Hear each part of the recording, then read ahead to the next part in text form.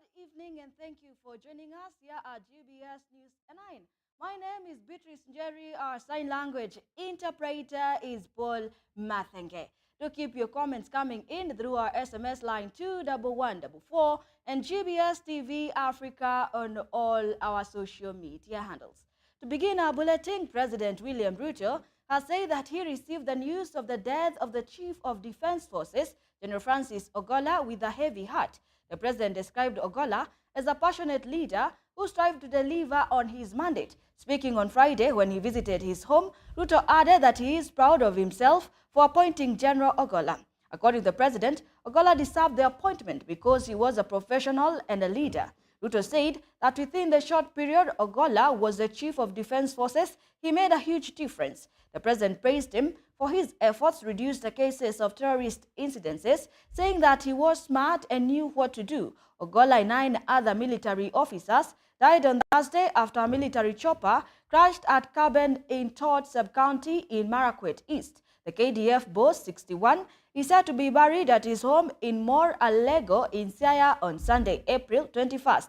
The family revealed that the burial comes early as per Ogolla's wishes in his will that he be buried within 72 hours of his death. The burial will be preceded by a memorial service at his local church in Duru. The family said Ogolla survived by a widow and by 2 children. He was also left behind a daughter-in-law and a grandson. Moving on, after serving for 345 days, just 10 days into clocking 1-year mark in the office as the Chief of Defense in the Kenyan military, the Thursday chopper crash in Marakwet East cut short General Ogolla's tenure in the Kenya Defense Forces leadership, and his unfortunate crash throws the military into succession talks, which for the very first time in the Kenyan history is happening following the death of a serving Chief of Defense Forces. Davis Karani with the full report. The Kenya Defense Forces comprises of the Kenya Army, protecting the country on the land, the Kenya Navy, mandated to protect our country on water, and the Kenya Air Force, taking charge of our security in the air. Before ascending to the apex position, General Francis Omondi Ogolla served as a second lieutenant just after joining the military on 24th April 1984. He trained as a fighter pilot with the United Special Forces and as an instructor pilot. He later became a Major General and was appointed a commander of the Kenya Air Force, then served as a Vice Chief of Defense Forces. His accession to the Chief of Defense Forces was in line with Tonje rules that have for years now defined succession in the Kenyan military. So, what are these Tonje rules? Sometimes back in 1982, after the attempted takeover by the military, there was a man named Daudi Tonje. Tonje served as a Chief of Staff of Kenya Armed Forces during Moi's reign between 1996 and 2000. He introduced great reforms in the military, one of them being the rotational appointment of the Chief of Defense Forces. Now with this background information, let's get back to the military succession talks. General Ogolla himself, an Air Force pilot, was drawn from the Kenya Air Force, and his predecessor, General Robert Kibochi, drawn from the Kenya Army. Before the two was General Samson Mwatete of the Kenya Navy. If rotational nature of the Tonje rules will again be followed in appointing the next CDF as it is expected, then the man will come from the Kenya Navy. In the Navy, there are only 2 people who will be ripe for the position, and one of them being Lieutenant General Charles Kahariri, who is the Vice Chief of Defense Forces, and the other one is Lieutenant General Jimson Mutai, who is currently serving as Vice Chancellor of the National Defense University. With Kahariri having deputized Ogolla and being in the Navy, he is 1 step ahead of Jimson Mutai, hence giving him a higher chance of taking over as country's Chief of Defense Forces. This will be his second appointment in just 1 month after his promotion as Vice Chief of Defense Forces on March 8th this year. But you also have to know that Daudi Tonje's rules are not documented anywhere in the Kenya Defense Forces doctrines. The Kenya Defense Forces Act provides that a general retires after attaining the age of 62 years or having served a full term of 4 years. The cruel hand of death introduces a first in the military succession as General Ogolla makes his final salute as Chief of Defense Forces. Davis Karani, GBS News.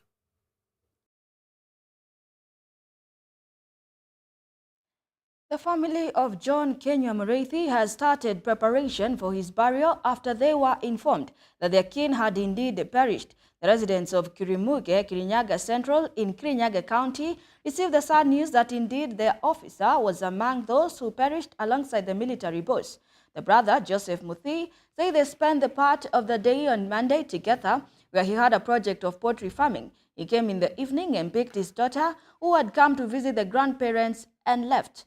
Mureithi went to narrate how their mother was against Kenyua joining the military after clearing his 4 years of education in 2002 at the Baricho High School, where he scored an A-. After the mother released him in 2007, he was among those that were selected to join the force. The father, Joseph Mureithi, did not oppose his sons joining the military, supported him fully. The cousin Beatrice Wangeshi narrated how she escorted him in 2007 to try his luck at the Kerugoya Stadium. During the recruitment exercise after 6 p.m., Kenyua came back with the appointment letter detailing when he was expected to report.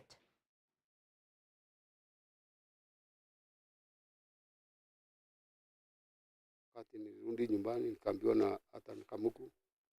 Aliniambia, lakini aliniambia yeye yuko uhai. Ameanguka na ndege lakini yeye ako kwa hospitali. Nilikuwa nikifumilia kidogo, hapo ndio rais wetu alitangaza wale wameshakuwa na hiyo, wameshakuwa pamoja, na alimtangaza kama hata yeye alimwaga dunia. John Kenyua Mureithi alitangaza. Ni kwa kusikia hivyo tongo yangu ikaruka kidogo, nikaona mambo yangu yote kushapotea sasa. Lakini Mungu ni mwema. Kwa rais wetu amefanya vizuri, tuambia hiyo mambo, na tunajua rais hatuwezi kututanganya. Mkubwa kutoka Moi Air Force General alinipigia simu akaniahidi kuwa hata kama kuna hiyo ajali Mureithi ako sawa na madaktari wanamshughulikia. Kwa hivyo nikajipatia nguvu, nikatoka kazini, nikaelekea kwa nyumba. News za kuaga kwake nilipata kutoka kwa televisheni. Ile rais alikuwa anasoma majina. Hapo ndio ilitugonga venye kuko. Tulikuwa tumeongea na yeye saa 8 na dakika 11. Kuniuliza tu kama nimekula lunch. Nikamwambia hapana, bado niko kazini. Nikamuuliza yeye kama amekula. Kaniambia hapana, ako tu kazi. Na call hiyo simu iliisha tu hivyo. Alikuwa he was like a dad, kwa sababu kama vile mzazi amekueleza, ndiye alipata kazi akiwa wa kwanza. Na I am the way I am kwa sababu ya yeye ndiye amenisomesha wakiwa na Grace mpaka hapa nikasoma high school, akanishikilia university school, akanishikilia hadi saa hii. Yeye ndiye alikuwa breadwinner wa familia.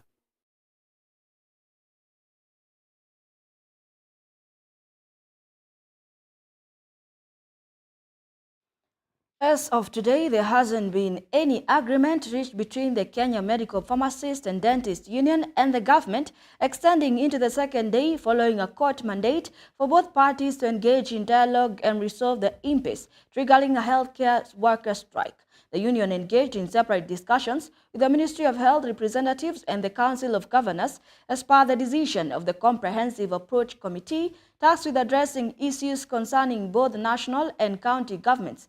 These discussions will contribute to the ongoing talks with the committee regarding a return to work framework. However, the health union officials maintain that the strike persists despite acknowledging the positive intent stemming from the court's directive.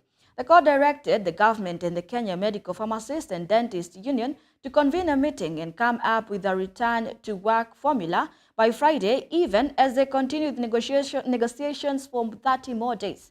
The Employment and Labor Relations Court on Wednesday extended orders suspending the protracted doctors' strike in a bid to pave the way for further negotiations.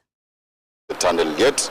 Once you get to the tunnel, you know, but this sets forth the momentum that we seek.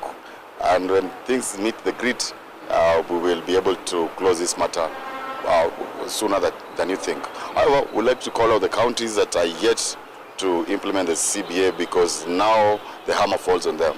They're the ones who are delaying our processes of calling out the strike. We do realize that there are counties which have not promoted members, and they're sitting on their able hands and actually doing nothing about it. We are waiting upon them.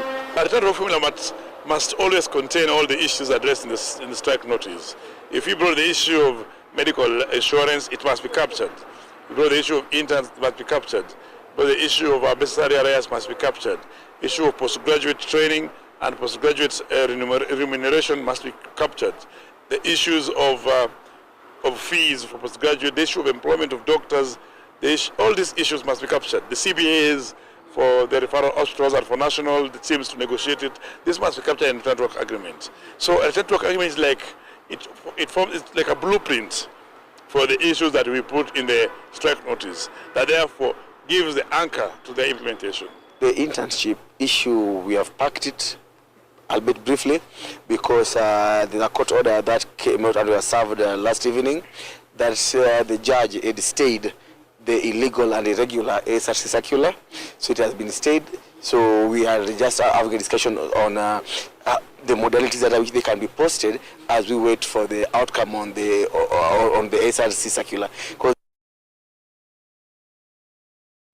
President William Ruto has said that he received the sad news of the death of the Chief of Defense Forces, General Francis Ogolla, with a heavy heart. The president described Ogolla as a passionate leader who strived to deliver on his mandate. Speaking on Friday when he visited his home, Ruto added that he is proud of himself for appointing General Ogolla. Here is how it was. Going to another location, but this is where we are.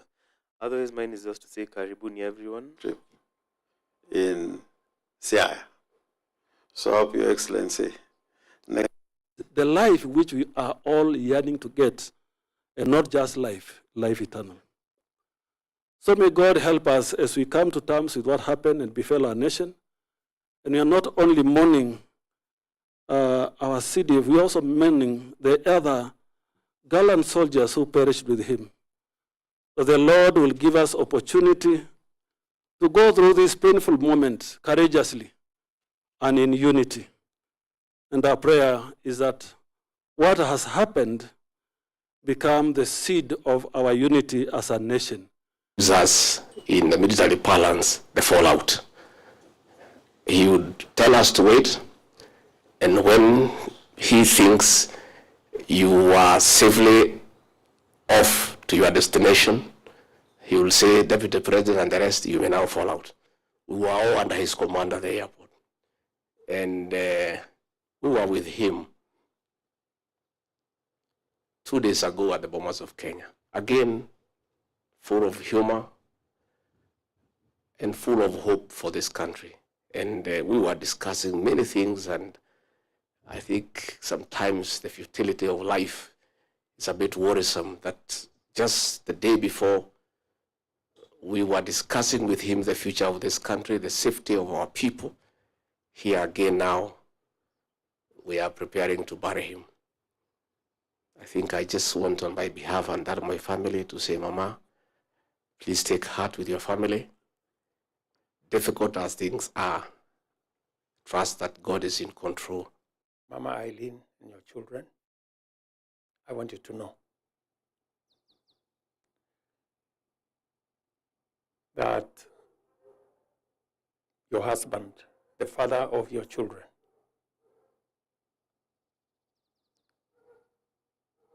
was a great Kenyan, a professional soldier, a military officer who made a difference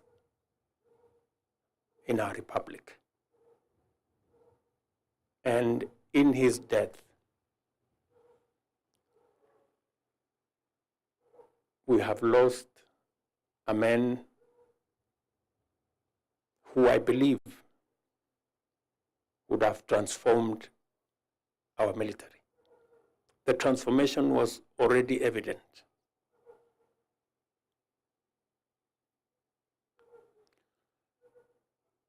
And so I have lost a friend. I have lost an ally.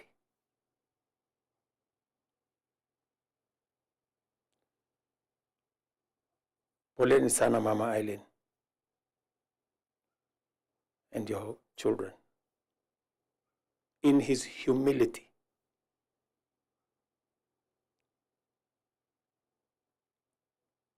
he made a whole difference. In his humility, he made lessons for all of us.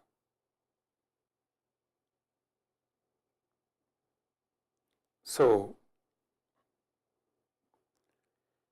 yesterday was truly, truly bad. But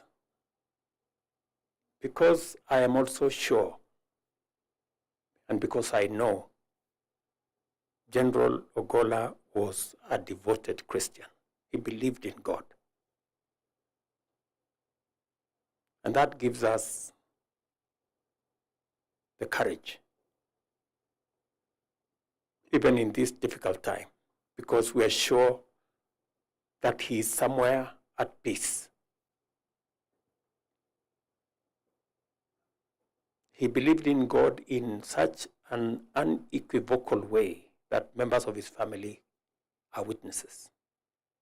The bishops there said, all of us here are not short of memories of what he was as a Christian. He made lessons for all of us. East Africa grapples with a humanitarian crisis as devastating floods wreak havoc across Kenya and Tanzania. The relentless deluge has led to a significant loss of life and displacement of thousands, leaving communities shattered and in urgent need of assistance. In the heart of the disaster, individuals like Juliana Atieno Ocheng and Duncan Onyango are trapped in the turmoil, their lives upended by the rising waters. Susan Nganga with the details. Heavy rains and flooding have unleashed chaos across East Africa, leaving a trail of destruction in Kenya and Tanzania. In Kakola Ombaka in Kenya, residents are grappling with the aftermath of the devastating floods. Juliana Atieno Ocheng and Duncan Onyango share their harrowing tales of loss. Ocheng, who lost a leg during the 2019 floods, remains trapped by rising waters, while Onyango has seen his livelihood washed away multiple times. In the year 2019, while I was salvaging my household items, after the heavy flooding, something pricked me in my leg, and it turned out to be a big thing. I got amputated. I cannot even get out of these flood waters after it filled my house. My house is still submerged in water. Since the start of the rains, I have lost 8 cattle, 8 chickens, and 9 goats as a result of the rains. And even this house where I'm talking to you is destroyed. This is the 5th time I'm rebuilding it. I don't know what to do. This is a problem that reoccurs in my life every year when it rains. Assistant Chief Agustin Neto confirms that over 600 households have been displaced in Kakola Ombaka, forcing many to seek shelter in evacuation centers or with relatives on higher grounds. Households have been displaced, out of which 246 are camping at Ombaka Primary School or Ombaka Evacuation Center. 380 have gone to stay with their relatives who are on higher grounds. The crisis isn't isolated. Across the region, the toll is staggering. Kenya has reported at least 13 fatalities, while Tanzania has mourned the loss of 58 lives in just the past fortnight. Infrastructure lies in ruins, intensifying the emergency. Authorities are urging residents in flood-prone areas to relocate as the rain persists. The Kenya Meteorological Department has issued warnings about impending heavy rainfall, stressing the need for preparedness to mitigate potential floods.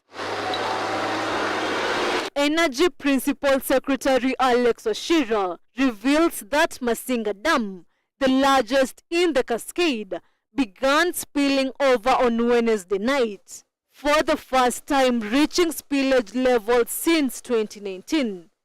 He warns of the water filling other dams, with Kiembere Dam projected to spill over in the next 3 days. We have not spilled yet. Last night, 30 minutes before midnight, that's when we started to overflow in Masinga. We have still not yet overflown in Kiembere, but it's just a matter of time with the increased flows. This means, as the MD has said, and you did see that your power costs have indeed come down by about 14%. We anticipate to hold on that position and probably lower the cost probably further because of the increased hydro generation. Interior Principal Secretary Raymond Omolo emphasizes collaboration with local administrators to facilitate the relocation of residents in flood-prone areas. The communities that live downstream in the Tana Delta, particularly the counties of Garissa and Tana River, are at very great risk of being displaced with a lot of casualties if adequate precaution and care is not taken. And therefore we are basically sounding an alarm and asking the communities in the two counties particularly that they listen and take heed of the advisory that we are giving today. Susan Nganga, GBS News. Many thanks for joining this live broadcast. We have a lot lined up for you in our news segment tonight, but first let us take a quick break. We'll be right back with even more. Hi guys, welcome again to another amazing episode of the Youth Hub, the show that gets your groove on. Hello, my name is Winfred Nyokabi Kangete. I am a 24-year-old therapist and I cannot wait to get into this conversation with this amazing host. Where is the standard of beauty? What are we measuring beauty with? You know, because when you tell me that just because I'm light skinned, oh my God, you're so beautiful. And hi, Nyaka, psychologist. I'm so glad to be in this show. I'm a musician. The way they want to see me as a musician. So, every person should validate who you are. Number one. Yes. Psychological stability, number one. Very, very important. You understand? Winnie ameongea something about alikuwa anataka kujichinja. Kujifanyia operation. Alikuwa anataka kujifanyia operation kwa upper lip. And then I have remembered there was a case of this young man.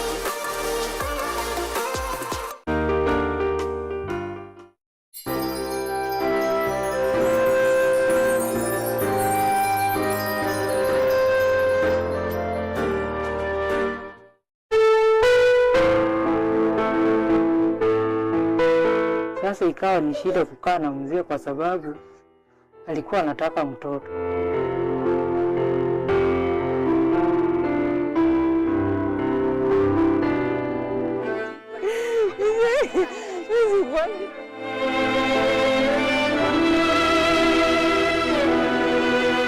Kitu ilikuwa imefura kwa tumbo, ilitolewa, ilikuwa ikipimwa, ilikuwa 20 kgs.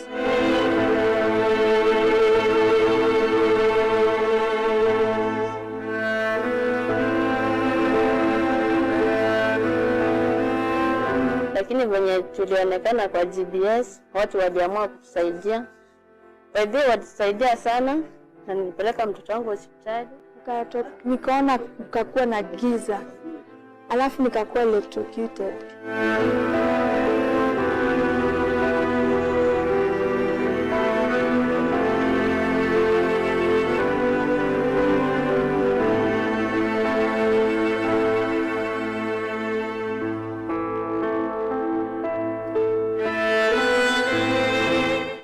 ndio mwenye nilikuwa nimehusika kwa ile blast ya Moi Avenue, na ningependa kuwarudishia shukrani nyinyi wote kwenye mlinisupport.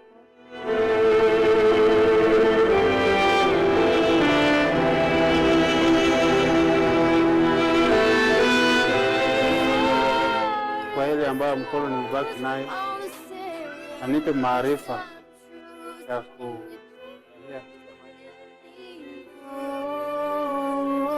never need more than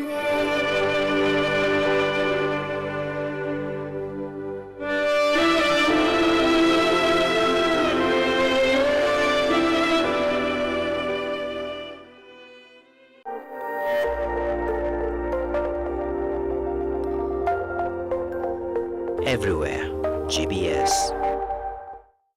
Welcome back. You're still watching GBS News 9. The private sector has called for the formation of the Artificial Intelligence Advisory Council, comprising local and international experts, to develop a framework for the ethical adoption of AI, even as the innovation takes root in various sectors of the economy. This was part of the recommendations of a two-day digital transformation in East Africa conference organized by the Aga Khan University that brought together many countries. Representing the Prime Cabinet Secretary, Honorable Musalia Mudavadi, the Principal Secretary for Parliamentary Affairs, Aurelia Rono, reiterated the government's commitment to supporting the adoption of new technologies. In his remarks, Aga Khan University Vice-Chancellor Dr. Suleiman said lauded the government for providing an enabling environment that has propelled Kenya to the forefront of Africa's digital transformation. Has been at the forefront of Africa's digital transformation process. And a very important reason for this is the government's vision and the support that it has provided. What is my aspiration as the administrator of the hospital? The first and the foremost is the clinical outcome. I think we have to get the best patient care, and I can confirm that with the electronic health record system, the patient outcomes and the patient care is getting better. With more automation, with the accuracy of physician notes, with the accuracy of diagnostics, with timeliness of diagnostics, the clinical outcomes have gotten better. It is important to recognize that without proper development and deployment of digital technology, the world will fall short of achieving the 2030 Agenda for Sustainable Development.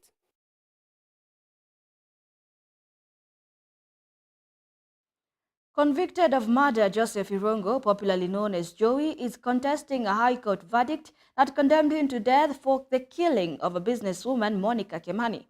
Joey contends that the sentence handed down by Lady Justice Grace Nzioka on March 13, 2024, violates his constitutional rights. He asserts that the March 13 sentence encroaches upon his non-derogable right to freedom from torture and cruel, inhumane, and degrading treatment. Additionally, he seeks the redress of what he claims as the violation of his rights under Articles 27, 28, 29, 48, and 50 of the Constitution of Kenya.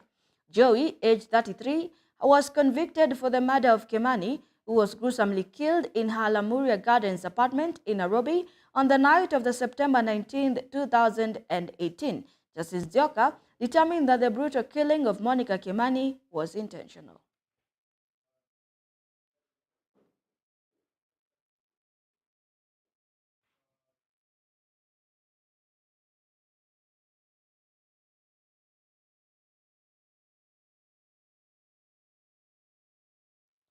Kenya Airways has today reduced the daily flight frequency to Dubai from 2 to 1 following a directive from Dubai Airport after recording high rainfall hit the United Arab Emirates. The National Center of Meteorology confirmed the highest level of rainfall in the country in the Eastern Emirate of Al Ain, which reached 254.8 millimeters in less than 24 hours. The UAE saw over 100 millimeters of rain, a 75-year record since the UAE began recording rainfall. Here are the details. With Kenya Airways, the national carrier of Kenya. The Kenya Airways has today reduced number of passenger flights in and out of Dubai by half, following a directive from Dubai Airport to cut number of flights by 50%. Due to severe weather in the Middle East nation, the carrier in a statement said it will reduce its frequency to Dubai from 2 daily flights to 1 flight effective from 19th of April, while apologizing to its customer for the inconvenience caused. KQ, as the airline is known by its international code, advised affected passengers to contact its customer support lines for help. The airline is reducing the number of flights to Dubai at a time when the authorities and communities across the United Arab Emirates are clearing debris after torrential downpour that killed at least one person and caused damage to homes and businesses. The United Arab Emirates witnessed a record high rainfall, with 254 millimeters of rainfall falling in Al Ain city on Tuesday in less than 24 hours, the most since records began in 1948, according to its National Meteorology Center. The severe weather in the Middle East nation and its neighboring countries has resulted in the cancellation of dozens of flights by carriers across the globe. As many as 28 India-Dubai flights had been cancelled due to the Dubai floods. The United Arab Emirates flag carrier Emirates also suspended check-in for flights departing from Dubai International Airport on Wednesday. Hilary Kabila, GBS News.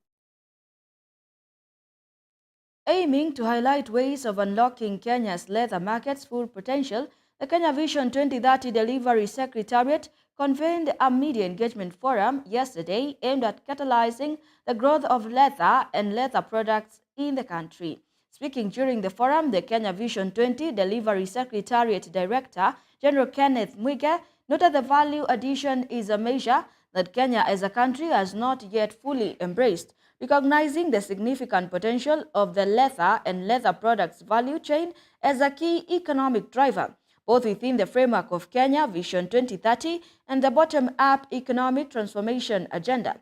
The forum sought to address critical bottlenecks hindering the sector's growth. These challenges include high levels of wastage, inadequate support from MSMEs, smugglers of raw materials, minimal value addition, and information asymmetry in Kenya.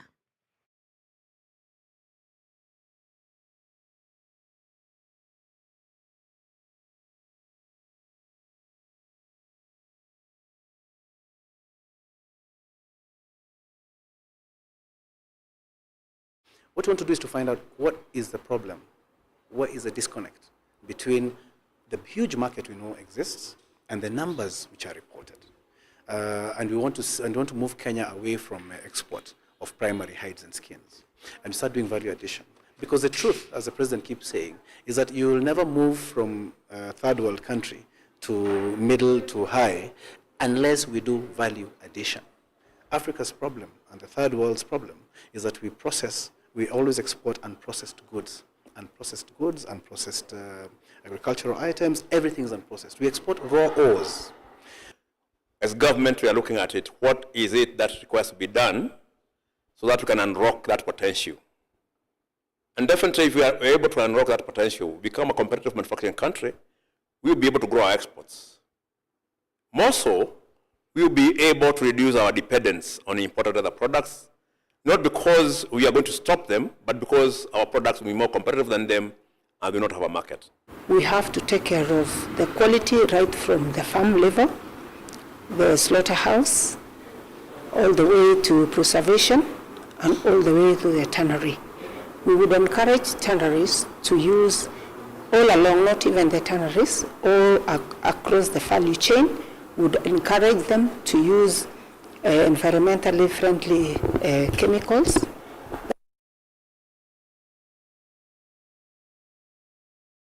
Over 1 million Kenyans are expected to benefit from Safaricom Foundation sustainable philanthropy programs in health, education, and economic empowerment after it announced a 210 million Kenya shillings investment in community programs countrywide. Speaking in Nairobi during the launch of the Ndoto Zetu Phase 6, a program aiming to support individual Kenyans who are keen to make an impact in their communities through social investments, Safaricom's Chief Executive Officer, Peter Ndegwa, appreciated the many lives through collaborations the program has transformed. Here are the details. In its latest investment, the Safaricom Foundation has set aside 210 million Kenyan shillings to fund community investments set aside to benefit over 1 million Kenyans countrywide. The fund, which is said to be channeled through health, education, water and economic empowerment projects, under the Foundation's sustainable philanthropy programs, namely Ndoto Zetu, Pamoja, Usamaria and regional engagements, aims to support individual Kenyans who are keen to make an impact in their communities through social investments. This year, we are going to be investing 100 million Kenya shillings in Dr. Zetu. This is phase 6. This is to fund community dreams, as Joe explained. So we need to receive all the applications, and it will open up as soon as we launch Dr. Zetu today. Since its inception in 2019, Dr. Zetu has seen Safaricom Foundation invest 271 million Kenyan shillings in over 1,400 projects, directly improving more than 1.9 million lives across all 47 counties. In phase 5, the foundation handed over to the community 299 projects across the country. It has been a great joy to see lives being transformed because of the little contribution that we make in support of their ongoing activities. Last year, we put in 100 million, and out of this 100 million, we supported about 299 projects across the country. We thank you for your partnership. We thank you even for the continued support that you've given us. We know you support even other facilities, including Bagavi. And so we're really grateful, Safaricom, for not only giving back to the community, but choosing to do it with us. Dr. Zetu, which is now entering its 6th phase, is part of the foundation's philanthropic partnerships across the country. It aims to support individual Kenyans who are keen to make an impact in their communities through social investments. Hilary Kabila, GBS News. Do keep your comments coming in through our SMS line 21144 and GBS TV Africa on all our social media handles. That report brings us to our international news, but first let us take a quick commercial break. So through the 4 gospel books, Matthew, Mark, and Luke, John, we can know the heart of Jesus in depth. And the Jesus that we can feel him through the scriptures, and I'm very thankful about that. Jesus Christ came to this earth for our sins. He carried our sins, and he was crucified, and he received the punishment for sins, and he was put into the tomb and resurrected in 3 days. This is the gospel that we speak. About how Jesus died for our sins. The purpose of Jesus being crucified. He was crucified to pay for our sins. And through Jesus being crucified, clearly our sins have been washed clean. However, unfortunately, many people still say that they are sinners.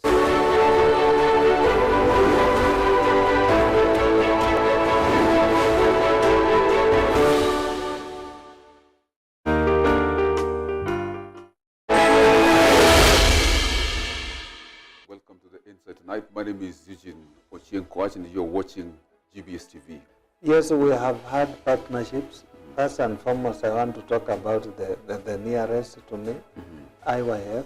Very helpful. They have taken us through mind training.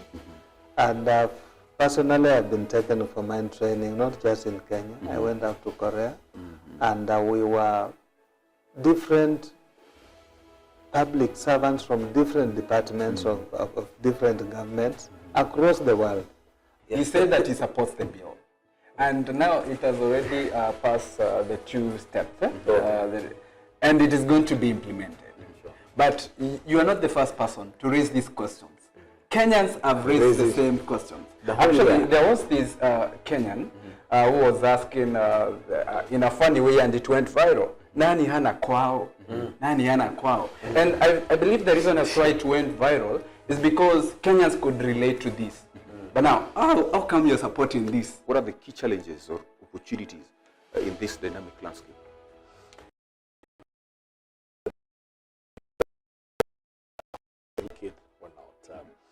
And we see it all around us, including in this beautiful country, in Kenya. Our next World Urban Forum, which is our prime platform for bringing together all the various actors in the area of urbanization and sustainable cities together, every 2 years on a global platform. So next one will be held from the 4th to the 8th of November this year in Cairo, in Egypt.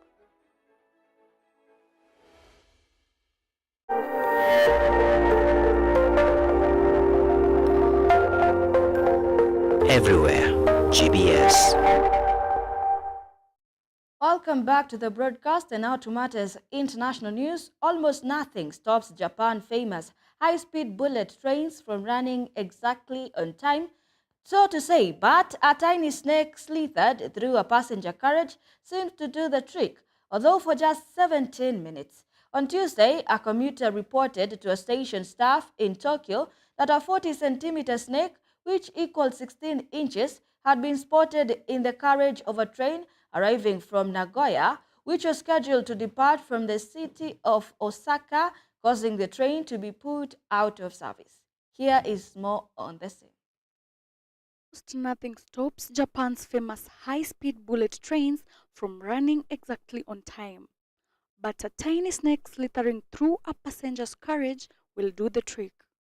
On Tuesday, a commuter reported to station staff in Tokyo that a 40-centimeter snake, which equals 16 inches, has been spotted in the carriage of a train arriving from Nagoya.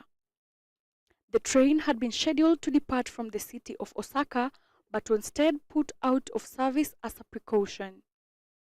Another train had to be assigned to the route, causing a delay that was briefed by many other national railway standards, which was relatively significant for Japan's punctual services. Injuries were not reported, though over 600 passengers were affected by the delay. Breed of the snake is unknown, and a review is underway to determine how the snake got on board. The bullet train, known as Shinkansen in Japan, is known for its efficiency as well as speed up to 320 kilometers per hour, making commuters in Japan expect its reliability.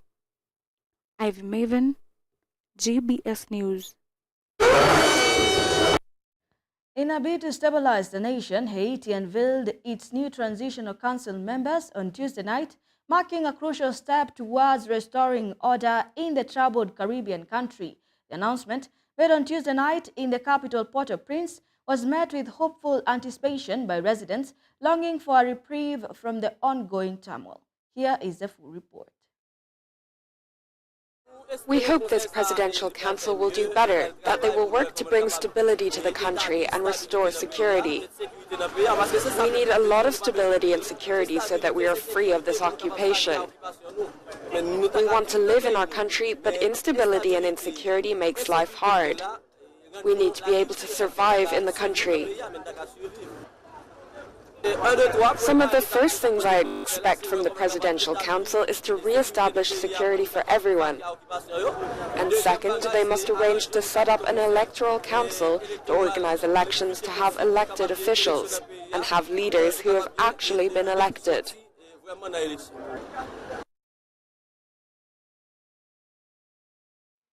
Italian Prime Minister Giorgia Meloni visited Tunisia on Wednesday to bolster cooperation on migration and economic development, as well as strengthen ties between the two nations, particularly focusing on migration issues. During her visit, Meloni oversaw the signing of several initiatives aimed at supporting Tunisia's economy, with a specific emphasis on the energy and education sectors. Here are the details. Italy Prime Minister Giorgia Meloni was in Tunisia on Wednesday to reinforce cooperation between the two countries on migration. Meloni stated that several initiatives to support Tunisia's economy were already signed, especially focusing on energy and educational sectors. Clearly, this cooperation yields many results. For example, I think of the issue of managing migration, for which I want to once again thank the Tunisian authorities, President Said, for the work we are doing together and striving to carry out against human traffickers. Clearly, we know that Tunisia cannot become the destination country for migrants arriving to the rest of Europe. On this front, cooperation has certainly been strengthened. We want to involve international organizations and work on repatriations, but we also want to work especially on regular flows, as we have done with Tunisia, with a decree that allows approximately 12,000 trained Tunisian citizens to come to Italy legally. And I believe that much more can be done by Italy on the legal front. This was Meloni's fourth visit to Tunisia, but the first as a prime minister. Italy, which for decades has been a ground zero in Europe's migration debate, has been promoting the development plan as a way to create jobs and opportunities in Africa and discouraging its young people from making dangerous journeys across the Mediterranean Sea. Jennifer Macau, GBS News.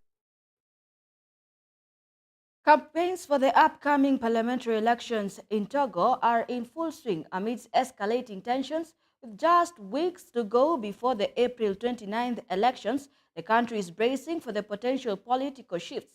The parliamentary election campaigns kicked off in the nation on Saturday with sensitive tensions and political maneuvering through the National Alliance for Change party advocating for change, whereas aiming to secure a majority in the National Assembly. Here is more on the same. Parliamentary election campaigns kicked off on Saturday in Togo amid heightened tensions after the election delays and the president's attempt to sign off a new constitution which would scrap presidential elections entirely.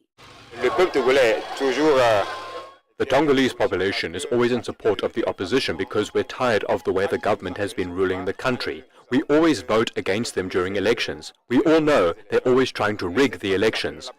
The parliamentary elections were scheduled for April 29th. The National Alliance for Change, ANC party, has planned protests for weeks, cancelling some of the government-banned protests, claiming they would disturb the public order. Running on a platform of change, ANC hopes with the parliamentary elections to be able to gain a majority in the country's National Assembly, with the Union for the Republic Party, created by President Faure Nasibe in 2012, also beginning its campaigning.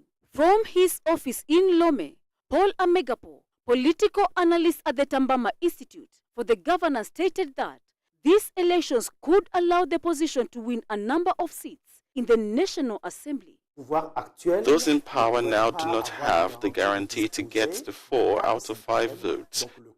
That is the quota required in order to change the constitution at the level of the National Assembly.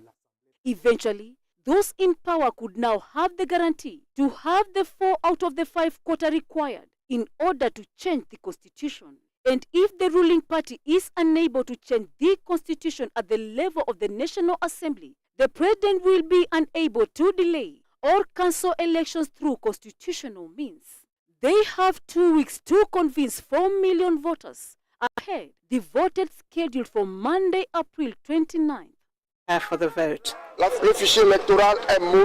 The electoral roll is wrong. The constituency boundaries are bad. We've said it's wrong and they made it worse.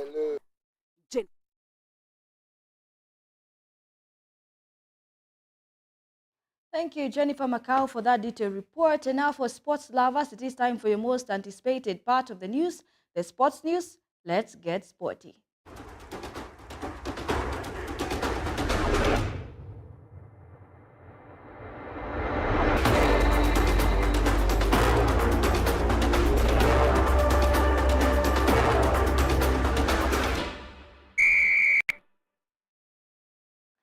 Samuel Muturi, the 29-year-old canoeing slalom kayaker, is optimistic of participating in Olympics.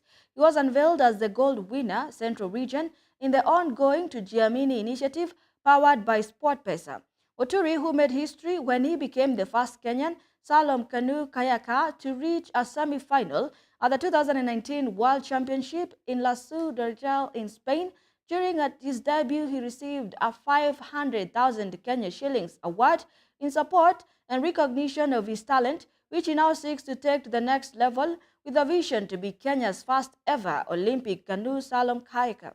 During the unveiling that took place at the Savage Wilderness Whitewater Rafting Center in Sagana, Kirinyaga County, Muturi's prowess was evident as he displayed his skills and mastery in the water paddling sport alongside one of his teammates.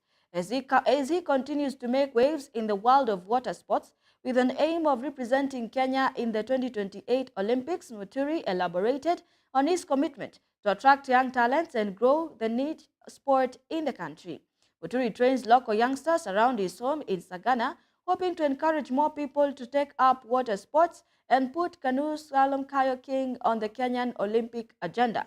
Muturi, who competes in the K1 and C1 categories, including the extreme slalom discipline, currently works as his coach Titus Morethi and about 20 teammates domiciled at the Savage Wilderness Whitewater Rafting Center as his training grounds. Muturi is unveiling follows of 4 other 80 winners in the silver bronze categories, respectively, over the weekend during the conclusion of the Tujiamini Cheza Dimba tournament in Kirinyaga. To participate in semi-finals with what the training we have back in our country. I think, yeah, it's a big thing to me. We had a chance to train out there before the competition. I'm sure it helped a lot as well. Let's say if we get like proper equipment and all that, of course, as well, that will boost our sport massively, and I'm sure in Kenya we can get people going to Olympics, and this sport is growing for sure. We are in good books of slalom kayaking and whitewater kayaking as well. So happy, and I'm looking forward to have some equipment, and with this offer, I think I've never gotten such a big thing since I started my sport, but I'm sure this will give us a very big boost. The entire sport, we have different bodies actually that stand for the sport. So we are under a body called Kenya Rowing and Canoe Association. So we are doing only canoe. So this is a particular canoe, we call it whitewater. It's more extreme because we have flat water at the same time, which is also canoe. But now what Samuel is doing is slalom. It means the whitewater means the very fast water. So that is actually what he has been doing. He has been doing also 2 categories. That is the K1 and C1. I think I saw him with the paddle now. He's going to do something called C1. So that is, you located the right person, because as coach actually for this extreme sport, you have other people who are training, but you also target for the talent. So you, for this one, you have to have, for you to compete with other international and other people who are competing very well, you have to focus to somebody who have actually the talent. Samuel is actually one of them, and actually he's talented. He's well talented on the water sports. Even from when we began with him when he was in primary school, but when we spotted him when he was very young, because for me to become a coach also, actually I was also competing. I was also an athlete one day. So that is progressing in terms of what we are sporting. We have been having a lot of challenges as usual actually. As you mentioned about the equipment, they're very expensive. It's not a very cheap sport, quite expensive. Boots, helmet, life jacket, other tires that you use actually, they are quite expensive. Number one, you get them from overseas. They're not available in Kenya. So we specialize in sports development and sports management. We have partnered with SportPesa for the Tujiamini initiative, and I think that really shows the professionalism and the commitment from an organization like SportPesa to start supporting not just talents like Samuel, but talents at a grassroots level. The Tujiamini campaign, we have 4 categories, so we're not just supporting guys trying to make it to the Olympics, we're also supporting guys that need a new pair of football boots, just those small little push, little incentives and help. President William Ruto has said that his government is supporting education institutions to identify and nurture talents at the grassroots so that the youth can optimally monetize their talents. Ruto said this on Thursday at State House launched Sagana in Nyeri County, where he flagged off the team that will represent Kenya at the International School of Sports Federation World Cross Country 2024.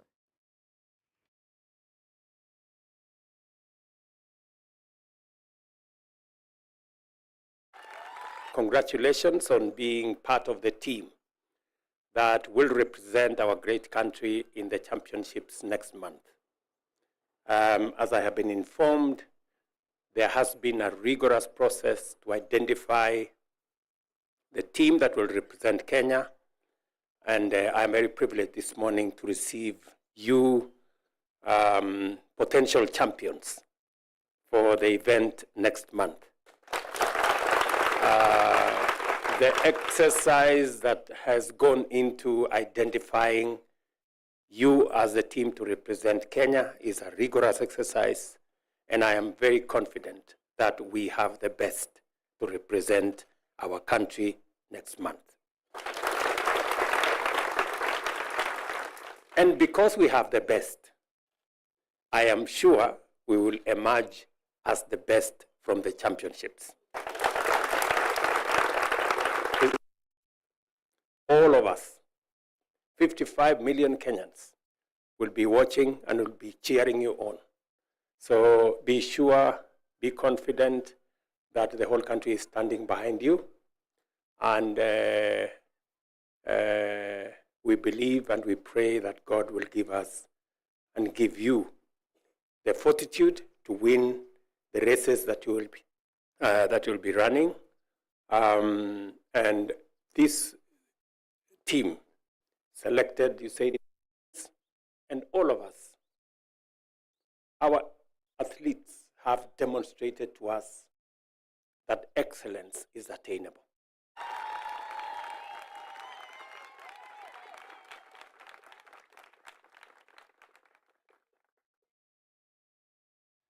Aston Villa made it to the Europa Conference League Final Four, as it's the first time Villa has reached the semi-final of any European competition since their historic victory 42 years ago. Aston Villa reached their first major European semi-final since 1982 after a chaotic penalty shootout victory over Real in the Europa Conference League.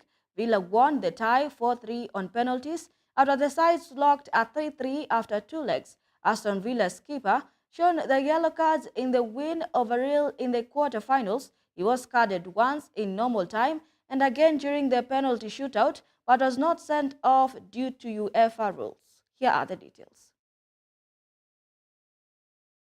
Aston Villa were going out of the Europa Conference League after goals by Yusuf Yazici and Benjamin Andre wiped out Aston Villa's 2-1 advantage from the first leg. But Marty Cash, 87-minute deflected strike after goalkeeper Lucas Chevalier had dropped a cross made it 3-3 on aggregate and forced extra time, which did not produce any further goals, leaving the tie to be decided by penalties. Aston Villa goalkeeper Martinez, who starred in Argentina's World Cup final shootout victory over France, saved 2 spot kicks to send Villa into the semi-final. Martinez, who had been booked earlier for time wasting, was shown another yellow card for appearing to gesture to his home fans.